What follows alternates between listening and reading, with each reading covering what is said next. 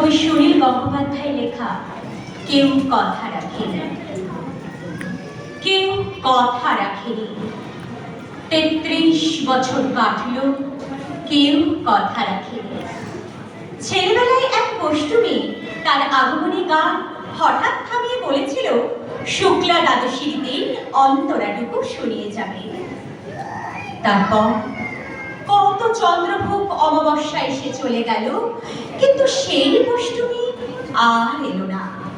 ২৫ বছর প্রতীক্ষায় আছি। মামা বাড়ির মাঝে নাদের আলী বলেছিল, বড় হও দাদা ঠাকুর, তোমাকে আমি ৩ প্রহরের বিল দেখাতে নিয়ে যাব, যেখানে পদ্ম ফুলের মাথায় সাপ আর ভ্রমর খেলা করে। নাদের আলী, আমি আর কত বড় হব? আমার মাথা এই ঘরের ছাদ ফুঁড়ে আকাশ স্পর্শ করলে তারপর তুমি আমায় ৩ প্রহরের বিল দেখাবে। একটাও রয়্যাল গুলি কিনতে পারিনি কখনো। লাঠি লজেন্স দেখিয়ে দেখিয়ে চুষেছে লস্কর বাড়ির ছেলেরা। ভিখারির মতো চৌধুরীদের গেটে দাঁড়িয়ে দেখেছি ভিতরে রাস উৎসব। অবিরল রঙের ধারের মধ্যে সুবর্ণ কঙ্কন করা ফর্সা রঙেরা কত রকম আমরে এসেছে। আমার দিকে তারা ফিরে চাইলে। বাবা আমার কাঁধে ছুঁয়ে বলেছিলেন, দেখিস একদিন আমরাও। বাবা এখন অন্ধ, আমাদের দেখা হয়নি কিছু। সেই রয়্যালগুলি, সেই লাঠিরাজে, সেই রাস উৎসব আমায় কেউ ফিরিয়ে দেবে না।